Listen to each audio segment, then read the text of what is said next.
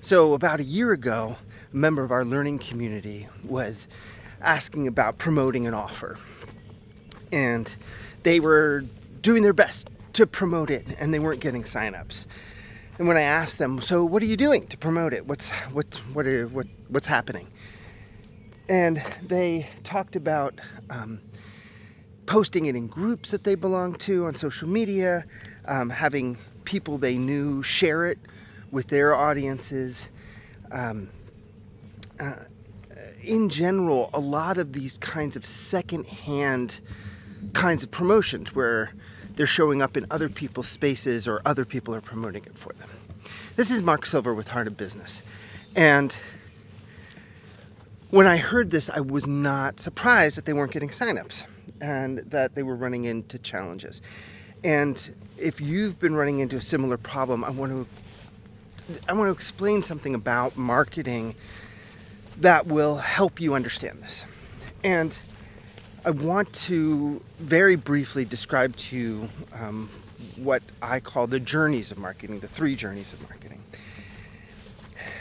So there's different journeys of marketing. When people talk about marketing and they say, oh, I've got to do this marketing, it's not just one thing. Like, there's a number of different ways of relating to people. And I came up with this model of 3 journeys of marketing because we have to honor different types of relationships, right? So first journey marketing is when you are marketing to strangers, people that don't know about you at all. You know, they've never met you. Maybe they've heard of you, but they haven't really had contact. The only intention that really works in first journey marketing, unless you're using really manipulative, pushy sales techniques, and even those are questionable in terms of effectiveness, not to mention they're just gross and wrong, is to invite people into your audience, to invite people not to try to sell a paid offer, but to invite them to come to get to know you. Join your email list, be in your social media audience, some way of like approaching and saying, yeah, I'm interested. I liken this to kind of window shopping. If you're walking past a store and you're looking in the display window, you may not see what you want to buy, but you can tell if you want to go inside the store. First journey marketing is inviting people into the store, so to speak. Second journey marketing is your communication with your audience, with people who are already in the store. And this video, if you're seeing it through our email list, or you follow us, you follow me on social media and you're seeing it that way and you've seen other things and you kind of like, yeah, I know that Mark Silver dude. That's second journey marketing. And there's a deepening of relationship, there's a deepening of connection, there's hopefully a creation of trust and etc. And then there's third journey marketing. And third journey marketing is what is referred to as referral marketing, where people who really love and trust you are willing to send people into your first and second journeys. Yeah, go subscribe to his email list. Go watch her webinar. Go check her out. What our member had been doing was mostly first and third journey marketing, right? Getting people to put them in front of new people. And it's really hard to sell an offer that way.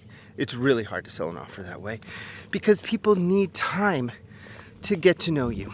The only place where sales can be really effective and easier and not take a lot of pushing is in the second journey, where somebody's like, yeah, I know this person. Yeah, I trust them. Yeah, they do something that's really relevant for me. And I've been considering it. Maybe it's been a couple of days. Maybe it's been a few weeks. Maybe it's been months.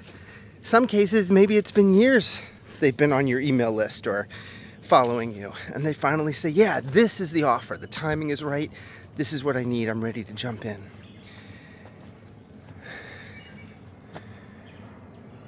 I know it's frustrating maybe to hear this.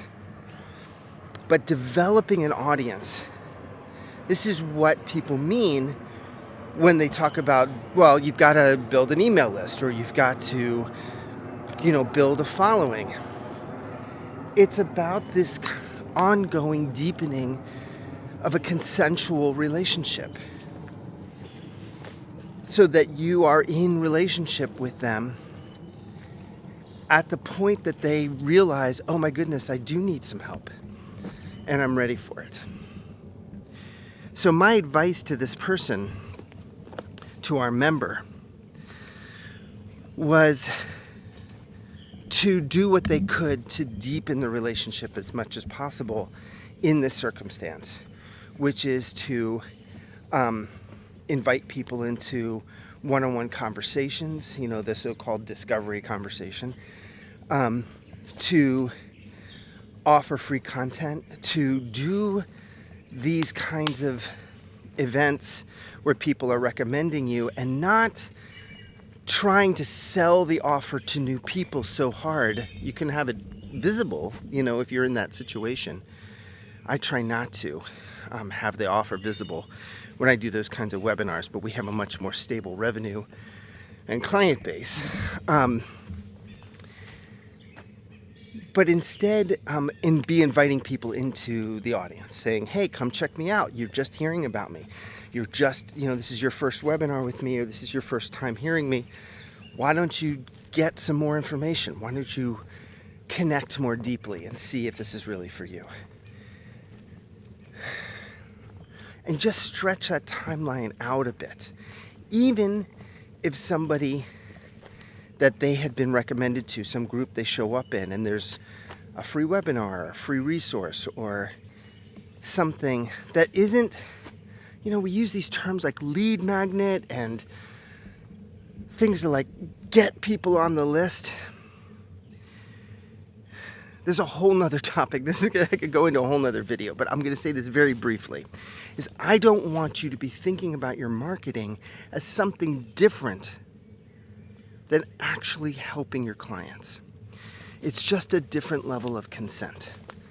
You are watching this video and you have not consented to be coached by me, to be in some kind of a deeper work of a seminar or clinic or a course or client relationship.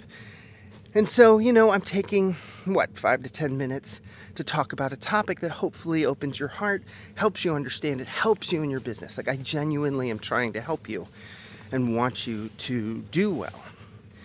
And at some point, maybe, there'll be a chance for you and I to work more deeply together if you decide that I'm the right person to help you, and if you even need the help, right? But if you stop thinking about your marketing as like some kind of gatekeeping to your work and something you have to do, but instead a service that you're trying to do sustainably to people at a different level of consent, one, it can become a lot more enjoyable. I'm really enjoying making this video and talking to you all like this. And it has a better chance of creating trust and creating connection. And so, to return to the member, I keep drifting away with these little side notes. There's so much that goes into these things, right? If she had created like a month-long, quote-unquote, campaign of education and support and prompts and processing around the topic of the offer that she was making, that there's a better chance that by the end of the month or by the end of a few weeks, people would be like, oh yeah, I get what you're saying. It makes more sense.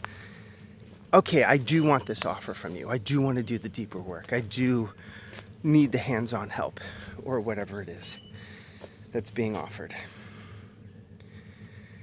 And so recognizing that first journey marketing and even third journey marketing that is connected to first journey marketing, which is basically you in front of people who don't know you, is not going to lead to a lot of sales.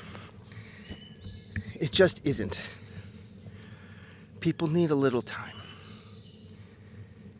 And so doing what you can to spend time with them, like this, like I'm doing now. It doesn't have to be by video, it can be written articles, it can be, there's a lot of different ways to do this.